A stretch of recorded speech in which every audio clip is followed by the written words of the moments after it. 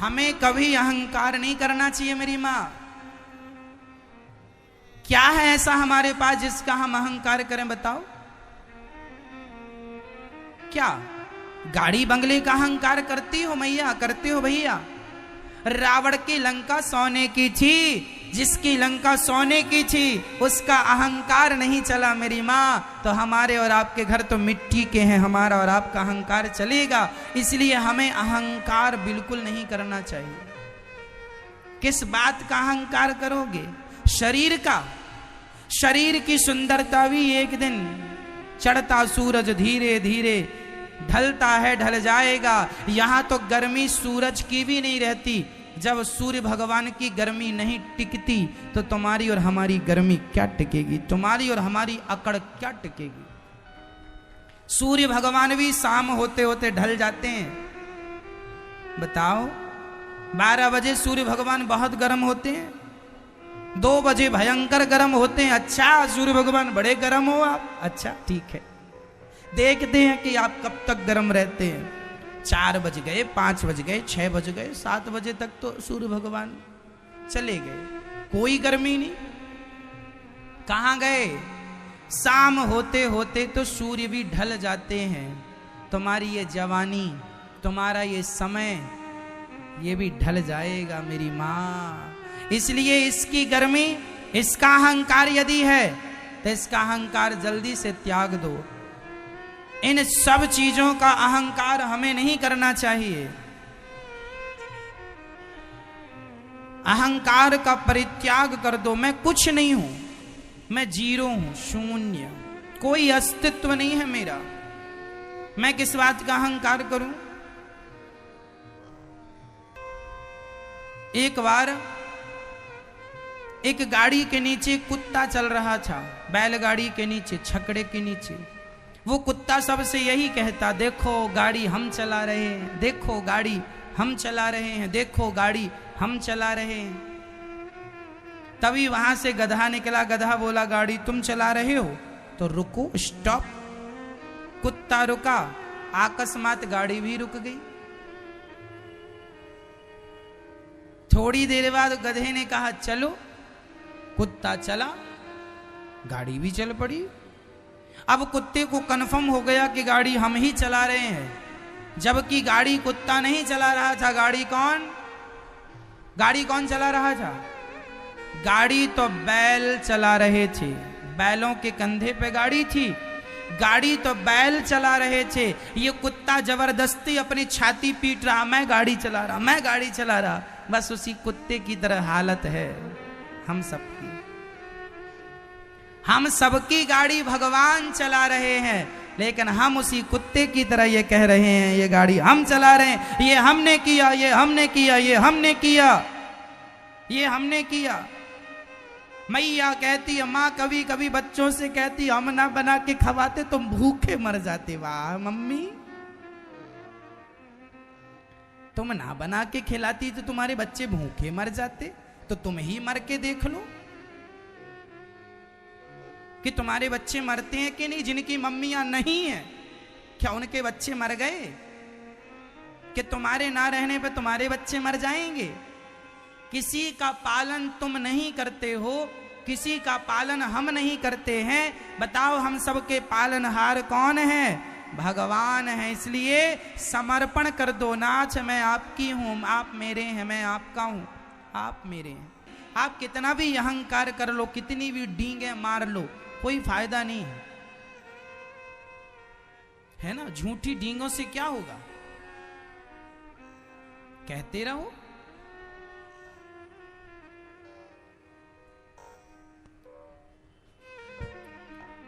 अहंकार किसी का नहीं चला तो तुम्हारा हमारा क्या चलेगा? हम भगवान के हैं, बस मान लो। यदि हम आज तरक्की कर रहे हैं तो हम अपनी मेहनत की बल पर नहीं मेरी माँ, भगवान चाह रहे हैं इसलिए आप तरक्की कर रहे हैं। वो नहीं चाहेंगे तो आप तरक्की नहीं करेंगे। मेहनत करने वाले समाज में बहुत होते हैं, पर सबकी तरक्की नहीं होती, सबका विकास नहीं होता। मेहनत से ही विकास होता, मेहनत से ही तरक्की होती, तो सबकी तरक्कियां हो जाती। माना कि मेहनत भी है परंतु मेरी माँ मेहनत के साथ साथ जब तक भगवान की कृपा ना हो तब तक आदमी कुछ नहीं कर सकता। मैं तो रोटियां भी खाता हूं तो ईश्वर का धन्यवाद देकर खाता हूं, विधाता ये आपकी कृपा की खा रहा हूं, मेरी मेहनत तो इतनी भी नहीं है कि मैं 2 रोटियां खा के अपना पेट भर सकूं। मैं तो 2 रोटी खाने के भी औकात नहीं रखता। जो भी खाता हूं वो मेहनत का नहीं, वो भगवान की कृपा का खाता हूं। मेरी गाड़ी मेरी मेहनत से नहीं चल रही है, मेरी गाड़ी तो भगवान की कृपा, भगवान चला रहे हैं। इसलिए आप लोग भी आज ये विचार बना लो और आज आप लोग भी ये कह के जाना कि बिहारी जी आज से हम अपने गाड़ी, जैसे अर्जुन ने अपने गाड़ी की डोर आपको दी ऐसे हम भी अपने गाड़ी की डोर आपको सौंपते हैं। अब आप जानो और आपका काम जाने। हम निश्चिंत हो जाते हैं। जो होगा हुई है सोई जो राम रचि राखा, जो होना होगा वो होगा, होनी तो होके रहे अनहोनी ना होए, और जाको राखें राम जी मार सके ना। आप एरोप्लेन से कूद जाएंगे और मौत होगी तो एरोप्लेन के बिना कूदे अंदर ही मर जाएंगे, और मौत नहीं होगी तो एरोप्लेन से कूदने के बाद भी आप नहीं मरेंगे। कितनी बार एरोप्लेन क्रैश हुआ, कितनी बार एरोप्लेन दुर्घटना में क्षतिग्रस्त हुआ, कुछ लोग मर गए पर कुछ बच गए। क्यों बच गए? जब वो मरे थे तो ये भी मर जाते, लेकिन जिन पर बिहारी जी की कृपा थी वो बच गए। मतलब जिनकी सांस भगवान बचाए उनकी सांस दुर्घटना भी क्या लेगा। मरना था सभी मर जाते फिर। इसलिए बचाने वाले कौन है मेरी माँ? भगवान। और मारने वाले कौन है? भगवान। वही मारते हैं। जब मर जाओ तो समझ लेना विधाता ने चाह लिया, और जब बचा लिया तो चाह लो, समझ लो कि विधाता ने चाह लिया कि बचो। इसलिए हम तो देखो अपनी जिंदगी में भी खुश हैं और मौत आ जाए तो भी खुश। हम तो हंसते हंसते जीते भी हैं और मौत आएगी तो हंसते हंसते मर भी जाएंगे। मौत भी तुम्हारी है और जिंदगी भी तुम्हारी है, चाहे जिलाओ चाहे मारो। हम तो मौत से भी भागते नहीं है। आज आ जाए अभी चले जाएं, भगवान यहाँ भी आपके हैं। यहाँ से जाएंगे तो वहाँ भी आपके ही रहेंगे। यहाँ भी आपकी सेवा कर रहे हैं, वहाँ भी हमें सेवा में लगा रखना अपने चरणों में। हमारी अपनी कोई ना हमें जीने का शौक है ना मरने का शौक है। तुम ही जिलाओ और तुम ही मार डालो, हम तो तुम्हारे हैं जैसे रखे राम जी। रहना चाहिए सीताराम सीताराम। हमारा काम है सेवा करना, हमारा काम है नाम जपना, हमारा काम है कथा सुनाना। हम अपना काम कर रहे हैं, बाकी इन कामों को कैसे करना है भगवान जाने, आप जानो, आपका काम जाने। कहो मैया जी आप टेंशन किस किस की लोगे, चिंता किस किस बात की करोगे? काम भगवान का है, भगवान जाने। हम तो उनके हैं बस, हमने तो समर्पण कर दिया। नाच मैं आपका मैं आपकी, बस खत्म बात। अब आप जानो और आपका काम जानो। ना हमें जिंदगी से मोह है और ना मौत से मोह है। हम तो केवल आपके चरणों से मोह रखते हैं। हमें तो जिस दिन भगवान के चरणों का दर्शन ना हो उस दिन तो ना जाने क्या गवा दिया, क्या गवा दिया, ये भाव आता है। क्या खो दिया हमने, आज दर्शन नहीं हुआ। जीना सिर्फ तेरे लिए, भगवान से कहो कि जीना आपके लिए, बस आपके बिना कोई जिंदगी नहीं। भगवान की कथा में हम सब डुबकी लगा रहे हैं और इस कथा में भगवान श्री गिरधर गोपाल जी, हमारी मैया श्रीमती मीना जी, जो कि प्रेम से कथा की गंगा में डुबकी लगाकर अपने परिवार को, अपने बच्चों को तो कृतार्थ कर रही हैं, अपने पूर्वजों को भी कृतार्थ कर रही हैं। जब कोई घर में एक ऐसी बेटी, एक ऐसे बेटे का जन्म होता है जो ऐसे बड़े, ये भागवत क्या है, ये यज्ञ है। इसे कहते हैं श्रीमद् भागवत सप्ताह ज्ञान यज्ञ। ये यज्ञ है। जब कोई यज्ञ कराता था राजा तो उस यज्ञ से भगवान प्रकट होते थे। और आज ये जो भागवत का यज्ञ है, इस यज्ञ से इन मैया के माध्यम से जो जो इस यज्ञ में आहुति जिनके कानों तक पहुंच रही है कथा की, उन सबके हृदय में भगवान प्रकट हो रहे हैं। कथा से क्या होता है? प्रविष्टः कर्णरंध्रेण भगवान कहां से प्रवेश करते हैं? कानों से। जब सुनते हो ना तो भगवान यहीं से प्रवेश करते हैं। तो इन मैया के द्वारा हम सब कथा सुन रहे हैं। तो कथा जिसकी सुनेंगे, आप देखो, आप कोई गलत बात सुनने लग जाओ, तो जैसे ही आप कोई गंदी बात सुनेंगे, गलत बात सुनेंगे, वैसे ही वो गलत बात सुनते ही आपकी कोई गलत बात, जैसे कोई आपकी बुराई कर रहा है, तो तुरंत आपको गुस्सा आना स्टार्ट हो जाएगा। जैसे ही आप सुनेंगे वैसे ही रिएक्शन स्टार्ट। हाँ या ना? जैसे किसी लड़की किसी लड़के के बारे में कोई गलत तरीके से बातें करे, तो आप वो चीजें सुनकर शरीर उत्तेजित होने लग जाता है। जैसे सुनने से कभी गुस्सा आता है, कभी उत्तेजना आती है। ये बात सही है या गलत है? आप अपनी माँ के बारे में जरा गलत सुन लो किसी से, तो आपको बिल्कुल आंखें लाल हो जाएंगी, हाथ फड़कने लग जाएंगे, गुस्से से आप तिल मिला जाएंगे। किससे हुआ ये सब? केवल सुनने से। हाँ या ना? आप अपने पिता के बारे में जरा गलत सुन लो, तुरंत। आप अपनी बहन के बारे में, अपनी पत्नी के बारे में, अपने किसी जिससे आप प्यार करते हैं उसके बारे में जरा गलत सुन लो, तो आप बिल्कुल आंखें लाल। कई बार ऐसा होता है। अब मुझे आपसे केवल ये जानना है कि ये बताओ, जब आप किसी के बारे में गलत सुनते हैं तो आपका शरीर वैसे ही रिएक्ट करने लग जाता है कि नहीं?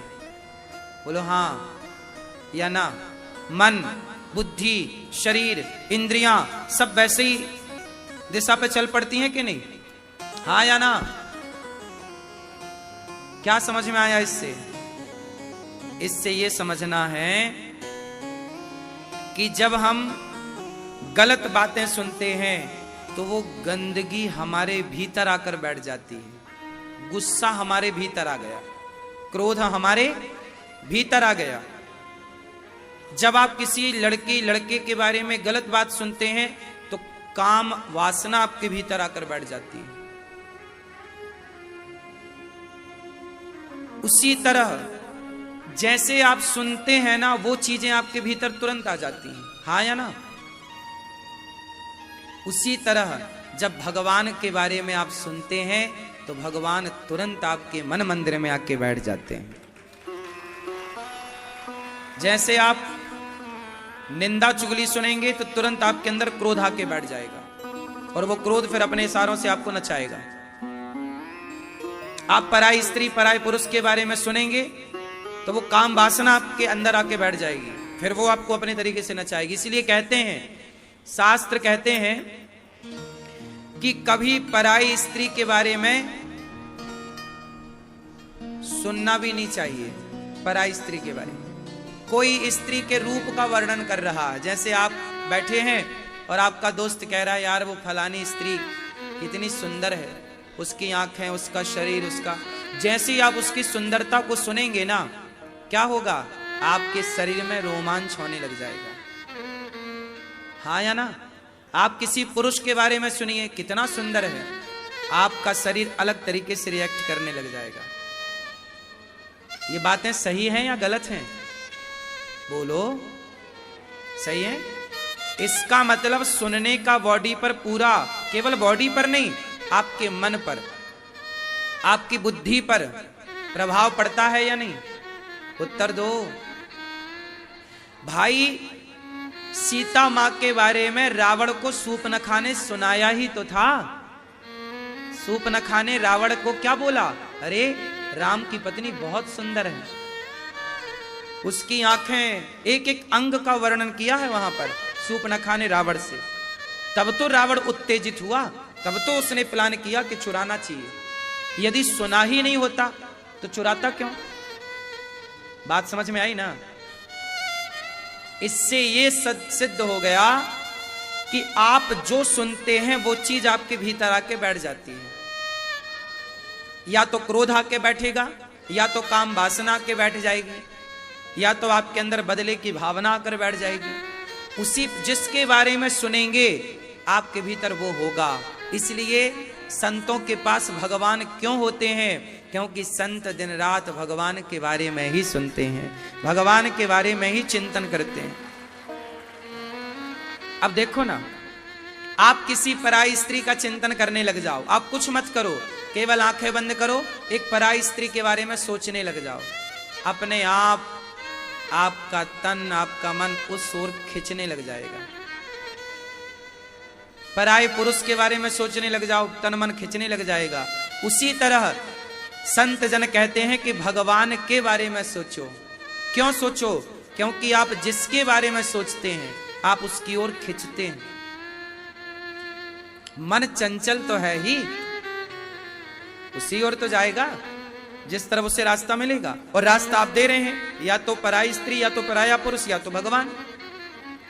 अब जैसे आप किसी के बारे में सोचो कि वो कितना पैसे वाला है, आप पैसे के बारे में सोचेंगे तो आपका मन पैसे की ओर खिंच जाएगा। उसी के बारे में आप सोचेंगे, उसी के बारे में आप चिंतन करेंगे, और रात को उसी का सपना भी आ जाएगा कि आप बहुत पैसे वाले बन गए। हाँ या ना? बात सही है? आप पैसे के बारे में सोचिए तो आपको रात को सपना भी आएगा कि आप बहुत पैसे वाले बन गए, या आपका सारा पैसा चला गया, ऐसा सपना आ जाएगा। आप किसी लड़की के बारे में, पराई स्त्री के बारे में सोचिए तो रात को वो लड़की सपने में जरूर आ जाएगी। हाँ या ना? किसी लड़के के बारे में सोचिए तो वो आपके सपने में आ जाएगा। जब कोई स्त्री, कोई पुरुष के बारे में सोचने से वो स्वप्न में आ सकता है, तो भगवान के बारे में सोचने से भगवान स्वप्न में क्यों नहीं आएंगे? रास्ता दो ही है, तीसरा रास्ता नहीं है। रास्ते दो हैं, या सही रास्ता या गलत रास्ता। तीसरा रास्ता आप बताओ। या तो अच्छा रास्ता है या तो बुरा रास्ता है। हाँ या ना? आप सोचिए कि आप किसी का भला कर रहे हैं। आप दिन भर सोचिए कि मैं किसी गरीब को भोजन करा रहा हूं, प्यासी को पानी पिला रहा हूं, किसी को कपड़े पहना रहा हूं, मैं किसी का बहुत ख्याल रख रहा हूं, मैं किसी के बारे में सोच रहा हूं कि मैं किस तरह इसका दुख दूर कर पाऊं, किसी के आंसू पहुंच पाऊं। जब आप किसी के भलाई सोचेंगे ना, और दिन भर सोचेंगे, तो आप भला कर पाएंगे, और वो भलाई करते हुए का आप सपना भी देख पाएंगे। व्यक्ति कैसा होता है बताओ? लोग कैसे होते हैं? लोग कैसे भी नहीं होते, लोग जैसा सोचते हैं वैसे हो जाते हैं। अपराधी क्यों बन गया? उत्तर दो। क्योंकि उसने अपराध के बारे में सोचा। हाँ या ना? सोचा तो हो गया अपराधी।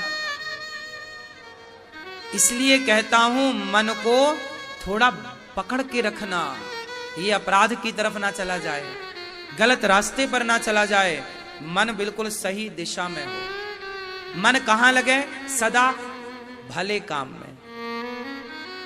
मन कहां लगे? भगवान में, सत्संग में, कथा में। बिल्कुल गलत, मन बिल्कुल तैयार है गलत जगह जाने के लिए। आप जरा सी छूट दे दो, जरा सी ढील दे दो, तुरंत मन जाएगा गलत जगह पे। मन को बांध के रखना पड़ता है। जिनका मन बंधा है वो कंट्रोल है, वो सही है, और जिनने खोल दिया अपने आप को, आजाद कर दिया, गई भैंस पानी में। हाँ या ना? आप कैसे होते हैं? जैसा आप सोचते हैं।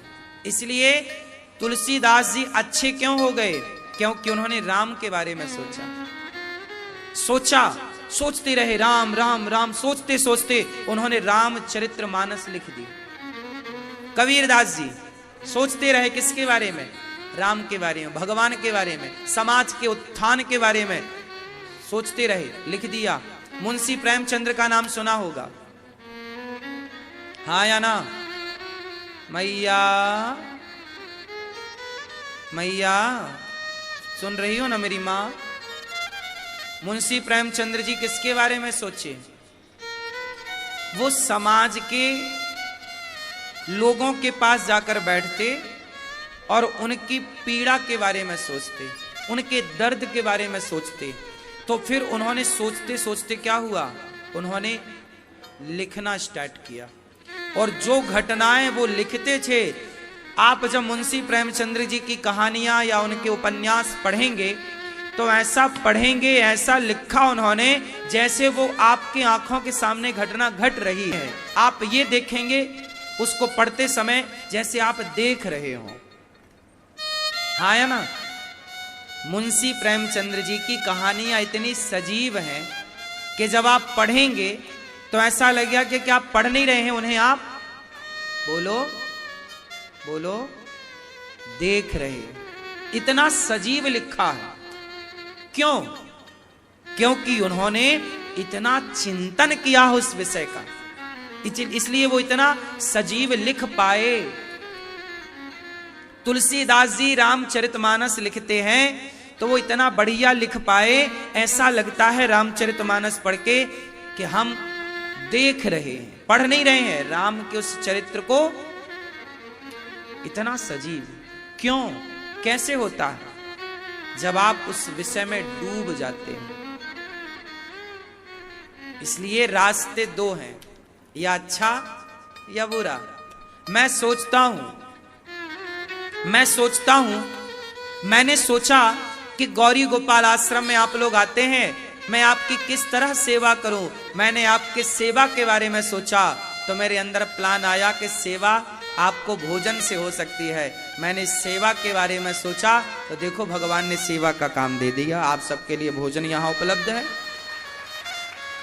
मैंने सोचा वृद्ध माओं के लिए तो मैं वृद्ध माओं की सेवा कर पाया।